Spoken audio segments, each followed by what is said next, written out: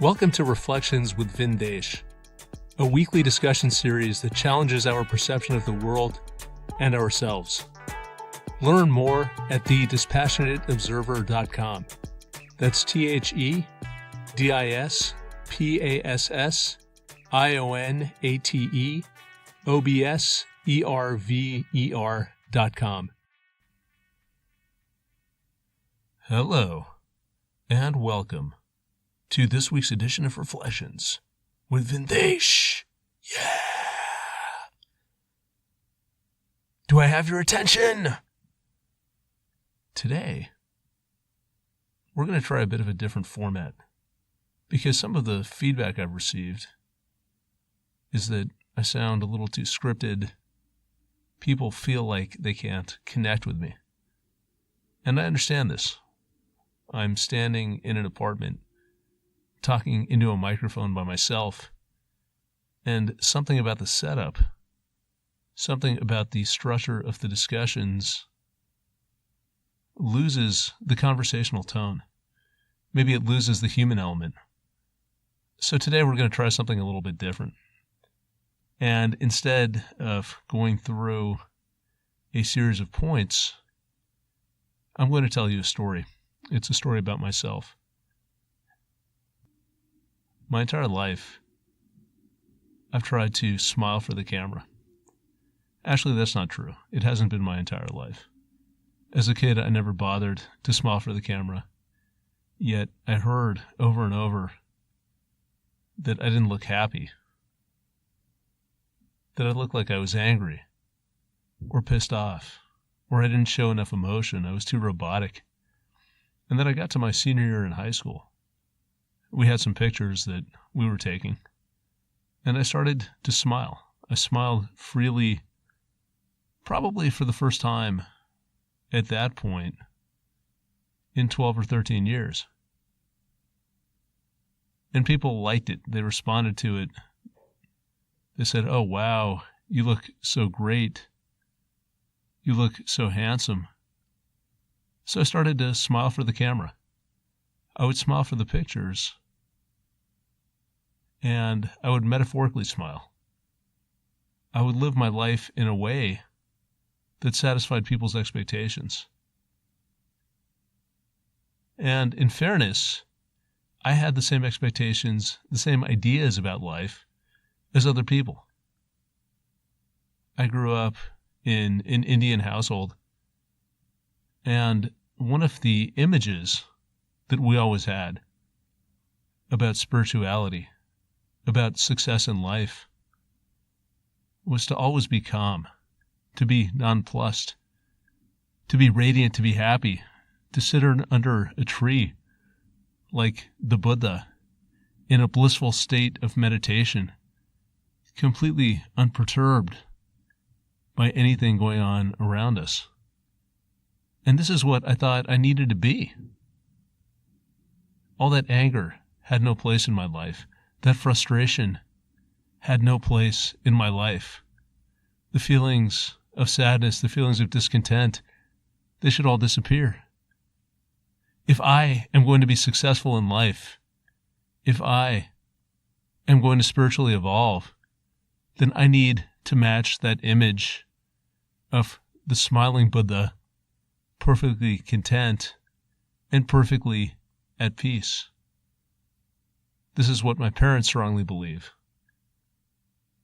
This is the idea that I picked up about life.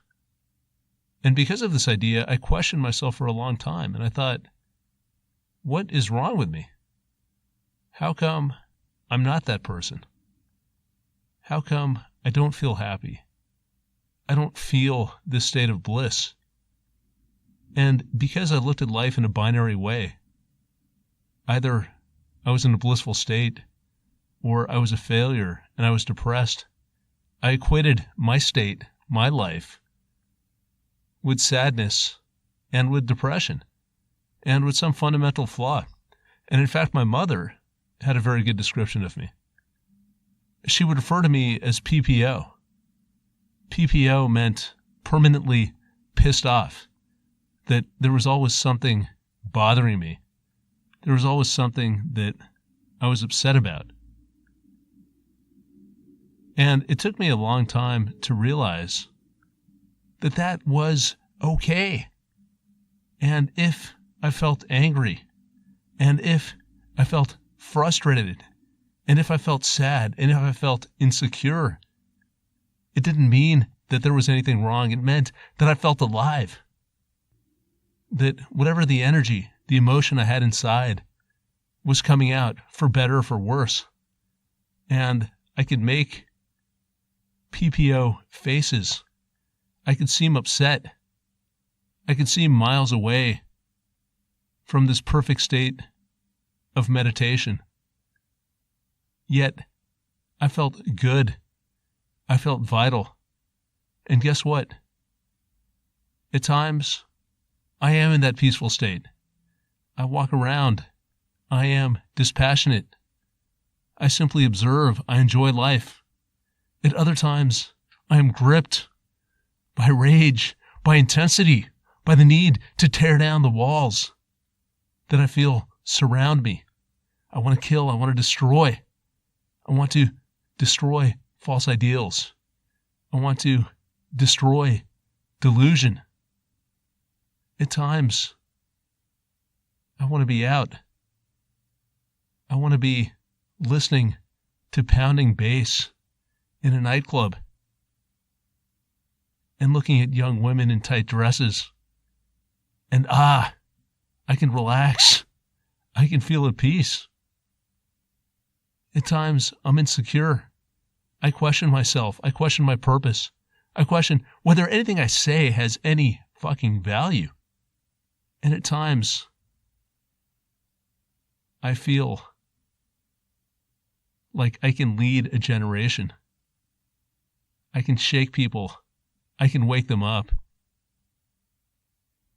and return them to a more fundamental, more vital, a more evolved state of being. And none of these is right. None of these is wrong. It's all a part of myself. It's all a part of the energy and the spirit that I have inside. And as that expresses itself, it unleashes fire. It unleashes creativity.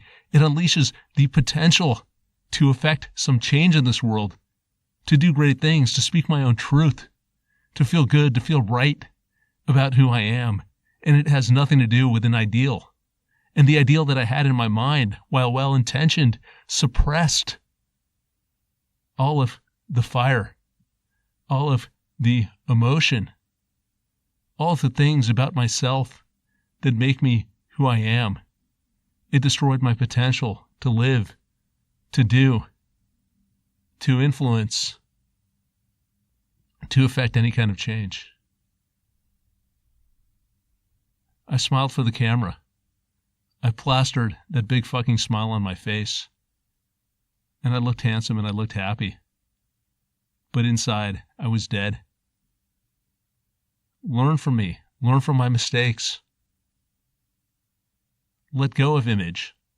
The most insidious aspect of these images that we have about life, these things that we have been taught, is that they feel like the truth. They feel so fundamental, so obvious that we never question whether they're valid.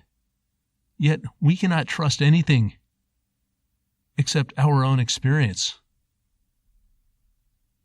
Learn to live by your own standards, to do what expresses your humanity, to do what makes you feel whole, and drop conceptions. If something works, do more of that. If something does not work, do less of that. But keep on moving. Keep on evolving.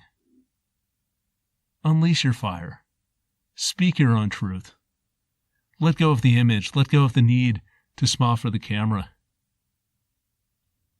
Let's start thinking for ourselves. Let's embrace all of the aspects of ourselves. It leads to a richer life experience. It allows us to do incredible things in this world. So please, please, don't suppress your humanity. If you enjoyed the show, please consider leaving a review on Podbean, iTunes, or your favorite podcasting app. Every 5-star review allows us to share more unique and insightful content. Learn more at thedispassionateobserver.com. Thanks for listening, and please tune in again next week. Peace.